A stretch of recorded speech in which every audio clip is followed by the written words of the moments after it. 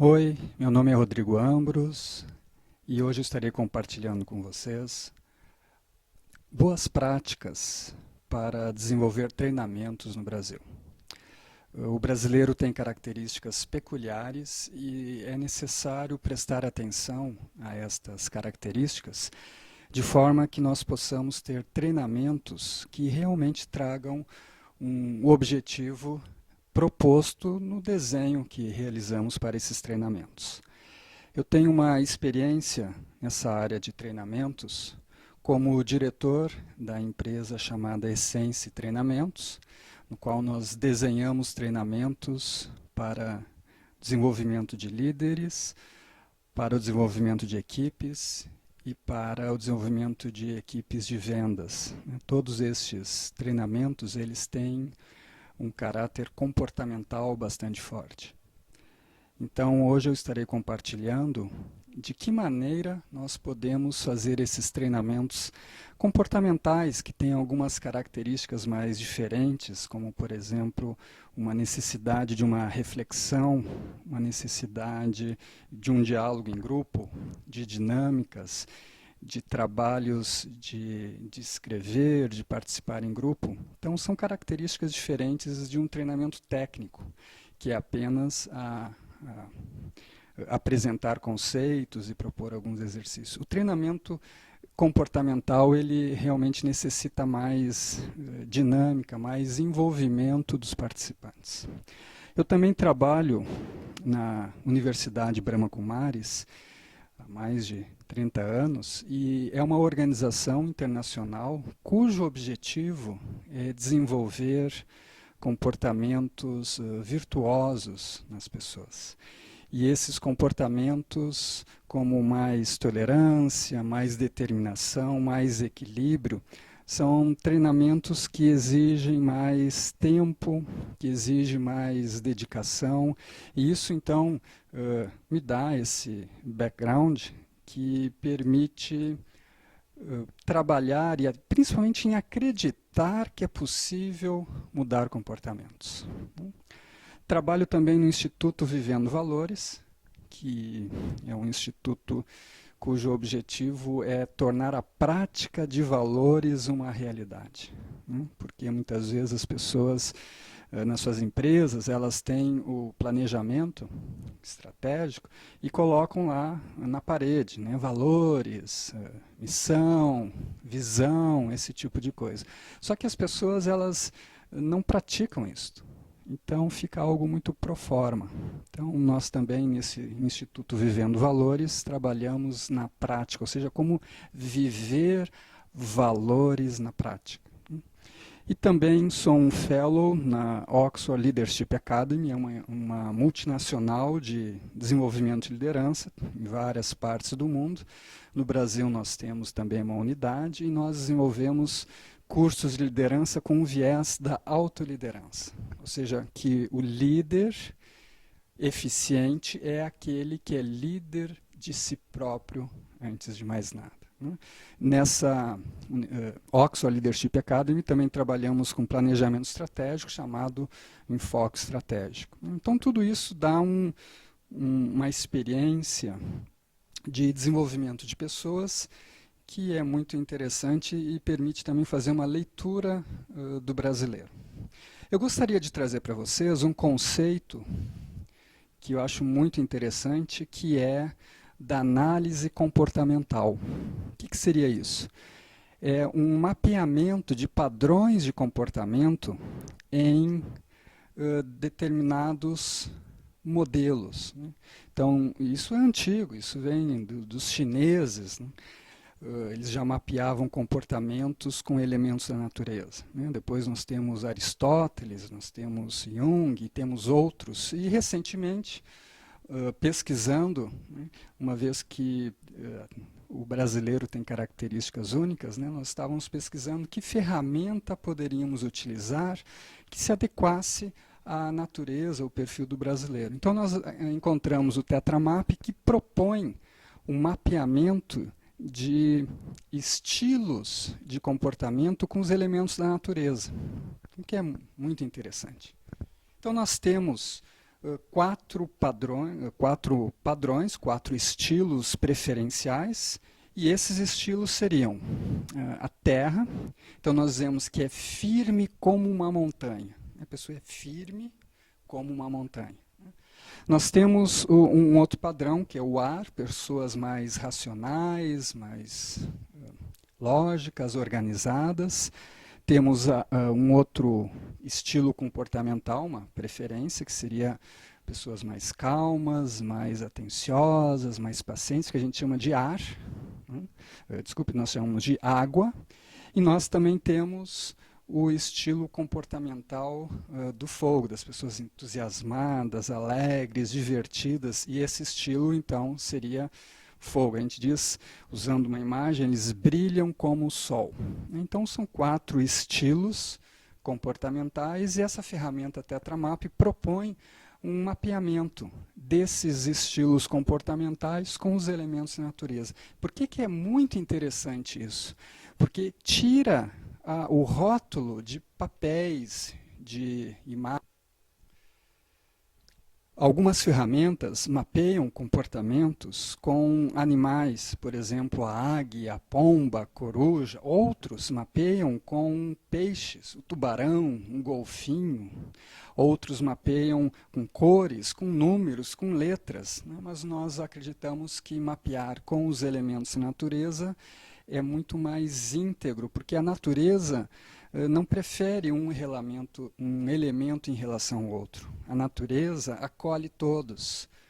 E isso é interessante, porque daí nós temos um princípio que dentro de nós existe o potencial de termos todos os comportamentos.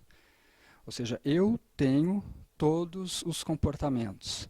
E uma equipe também precisa ter todos os comportamentos. Uma equipe precisa ter pessoas decididas, precisa ter pessoas alegres, divertidas, precisa ter pessoas que são racionais, pessoas que são mais voltadas ao planejamento, outras que são práticas. Uma equipe precisa ter todos os comportamentos. Uma empresa precisa ter todos os comportamentos. E considerando esse mapeamento, nós podemos fazer uma analogia com a cultura dos países. É isso que eu vou apresentar então para vocês agora. Então, utilizando a analogia do Tetramap, eu gostaria de apresentar a vocês um modelo que permite compreender as culturas ou os países dentro desses 4 padrões. Nós teríamos 4 eixos.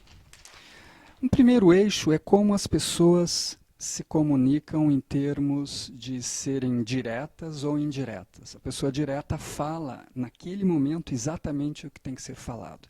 Ela fala diretamente, ela não tem medo, ela é rápida, ela é enérgica, muitas vezes demais, mas ela fala aquilo que ela está pensando. O indireto, ele pensa um pouco mais, às vezes ele não fala naquele momento, ele espera um momento melhor, ele escolhe as palavras, ele procura não agredir a outra pessoa. Então, ele pensa muito mais no sentimento. Será que eu estou afetando o sentimento daquela pessoa? Então, eu não vou falar naquele momento. Então, nós temos um eixo, direto ou indireto, e também um eixo de pessoas que são mais abertas e pessoas que são mais reservadas. As pessoas mais abertas, elas veem o meio, elas veem a natureza, elas veem as outras pessoas como pessoas amigas, positivas, acolhedoras. Então elas logo se abrem. Elas são positivas, elas confiam nas pessoas, elas acreditam que vai dar certo. Diferente das pessoas mais reservadas, que se preparam mais, elas já são mais desconfiadas, elas exigem uma prova de um comportamento para que então elas possam confiar na pessoa. E esse comportamento reservado, o comportamento aberto, ele é muito perceptível também pela própria natureza. Então, aqueles países onde nós temos um clima muito rigoroso, ou muito quente, ou muito frio, elas necessariamente precisam se preparar, precisam planejar. Elas precisam cuidar elas mesmas de suas reservas, não podem sair confiando na outra pessoa que elas podem morrer de fome, morrer de frio, morrer de sede. Então, as pessoas que são mais reservadas, elas têm uma influência do meio, da cultura, da sociedade. Esses 4 quadrantes nos permitem classificar os países também de acordo com a sua cultura. E é uma coisa para perguntar a vocês, que tipo de cultura que seria assim, pessoas mais indiretas, ou seja, mais calmas, porém mais amigáveis, pessoas que são mais diretas, enérgicas, entusiasmadas e são também mais abertas. Para isso, então até colocaria que esse estilo que é indireto e é mais aberto seria do estilo água. Aquele estilo que é mais direto e é mais aberto seria do estilo fogo. O indireto e o reservado é aquele que pensa mais e também não quer falar diretamente a outra pessoa, é o estilo ar. E o estilo que é direto e é reservado, ou seja, que fala o que tem que falar, mas se planeja, é o terra. Então nós teríamos aí 4 estilos comportamentais de acordo com esses eixos. Em relação a isso, então, gostaria de trazer esse modelo no qual nós colocamos alguns países de acordo com a sua característica. Nós teríamos aqueles países mais reservados, mais formais, mais indireto, por exemplo, a Inglaterra, né? Seria um país, vamos dizer, do elemento ar. Pessoas muito precisas. Por outro lado, nós teríamos países que também são reservados, mas são mais enérgicos, são mais diretos, por exemplo, como Estados Unidos. É a expansão, é a produção, é a conquista, a guerra, se tiver que fazer uma guerra. Esses seriam os reservados. Os países que são mais positivos, mais abertos, que veem o mundo como um ambiente não tão amedrontador, não tem tantos inimigos, nós teríamos aqueles que são, por exemplo, indiretos e abertos, a própria Índia, um país que seria desse estilo água, muito acolhedor. E nós teríamos, então, daí sim, um estilo que é ao mesmo tempo aberto e direto, ou seja, enérgico, entusiasmado, que gosta de celebrar, nós teríamos então esse estilo fogo aonde se enquadra o Brasil. Então o Brasil teria essa característica de um país estilo fogo. Um brasileiro, ele tem esse estilo fogo. O que isto significa na prática? Então nós podemos ver que o brasileiro gosta mesmo disto, é de uma praia, é de um dia ensolarado, é um esporte, é música, é celebrar. É a natureza, é a característica, é o perfil. E nos nossos treinamentos, nos nossos programas de desenvolvimento, nós não podemos desconsiderar essa característica do brasileiro. O brasileiro vai querer fazer uma festa, vai querer fazer alguma piada, e tem características únicas. Então, uma delas é que ele é informal e muito alegre.